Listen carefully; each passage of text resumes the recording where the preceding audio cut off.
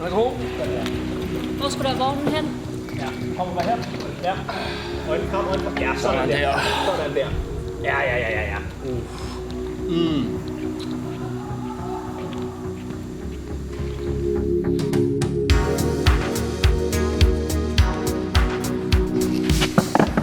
Hej til dig, kærlighedsproletaren.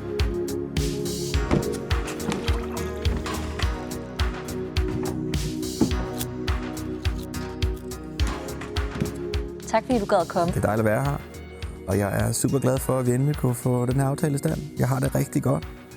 Musikken er ude, musikvideoen er ude. Jeg er så glad. Det kører. Men altså, det er jo ikke kun farverne, jeg lægger mærke til, når du kommer ind her, KP. Jeg ser jo også, at du har nederdel på. Hvorfor har du det? Hvorfor har du bukser på? Det er et godt spørgsmål. Hvordan startede alt det her kærlighedsproletar? Jamen, det startede for nogle år siden. Jeg gik på en kunstnerisk uddannelse over i England, over i London. Og så en dag, så kom der en melodi ind i mit hoved. Og et par timer efter, så begyndte jeg at aldrig helt forladt mig, aldrig helt forladt mig. Ja, det var en dejlig sang. Ja, tak. For så senere på Ringsted Festival, så var jeg til en karaoke-konkurrence.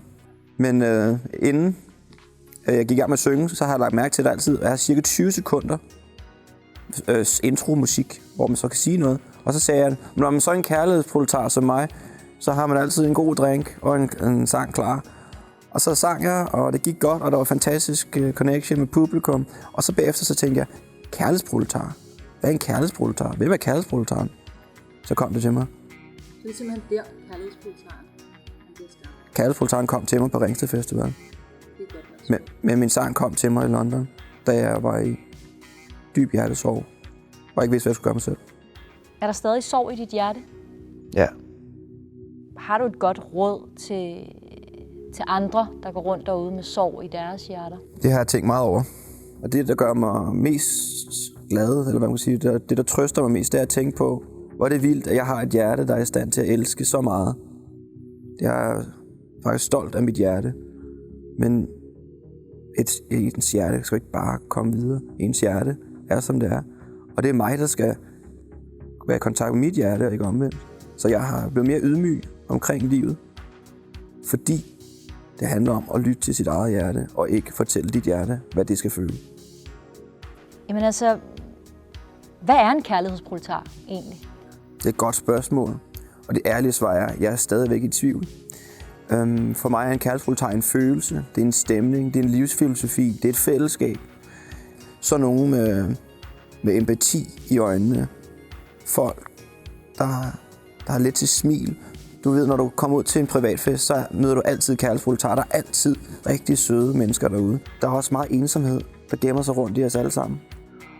Og der har jeg lyst til, at vi får lavet et kærlighedsproletarisk fællesskab, hvor vi alle sammen mødes til mine koncerter, og så er vi der sammen. Så står vi og elsker os selv sammen med hinanden. Og hvis der er nogen den dag, der ikke har overskud til at stå og elske sig selv, så kan de læne sig op på vores andres kærlighed. Og på den måde, så kan vi lave et kærlighedsfællesskab, hvor vi bærer hinanden frem. Jeg synes, det kunne være dejligt at høre fra lige netop dig, kærlighedsproletaren. Hvad er meningen med livet? Det er at inspirere andre og blive inspireret af andre. På den måde så får vi skabt en inspirationscirkel, så vi kan højne vores bevidsthedsniveau kollektivt. Nu skal vi ikke høre så meget mere om meningen med livet, og selvom det er dejligt, for du har nogle dejlige meninger omkring meningen med livet. Men hvad er din seksualitet egentlig? For jeg ved, jeg ikke er den eneste, der gerne vil have svar på det her spørgsmål. Min seksualitet, den er åben. Er du single? Måske. Føler du, at man kan blive låst fast i et parforhold? Jeg vil faktisk sige tværtimod. Jeg er kæmpe fan af parforhold.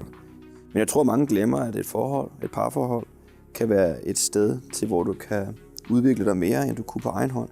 Der er mange, der tror, at man bedst kan udvikle sig som single og ved at være sig selv og være et individualiseret individ. Og det kan også nok være rigtigt. Men jeg tror, der er mange, der overser, hvor meget man kan udvikle sig i et parforhold. Jeg vil gerne hylde parforholdet. Går du så også ind for åbne forhold?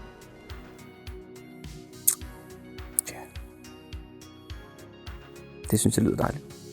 Nu sagde du før, at du allerhelst ville spille på Ringsted Festivalen. Mm-hmm. Og hvem vil du allerhelst lave en duet med, og måske synge der?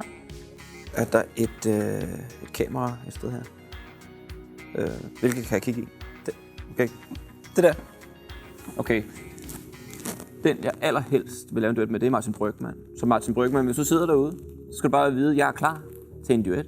Så hook mig op, eller jeg hooker dig op, eller vi hooker hinanden op. Og så får vi lavet en fantastisk sang sammen. Det vil være perfekt.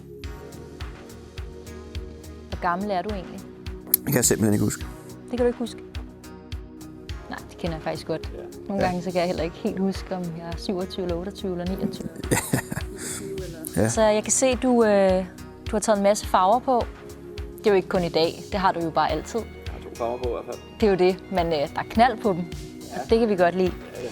Men jeg ser, at det jo primært er rød og lilla. Men hvad er din yndlingsfarve? Er det rød eller lilla?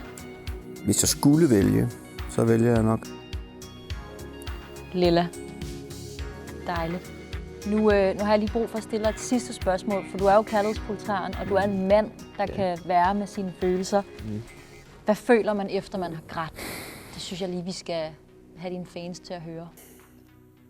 en lindrende fortabthed. Tror jeg. Det kan selvfølgelig være forskelligt, men en lindrende ved, at man har fået stået ved sine følelser og fået udtrykt dem, og en fortabthed i. Og der er noget inde i en, der har behov for at komme ud, og det er, synes jeg, som regel en eller anden form for fortabthed, man har oplevet ved at leve.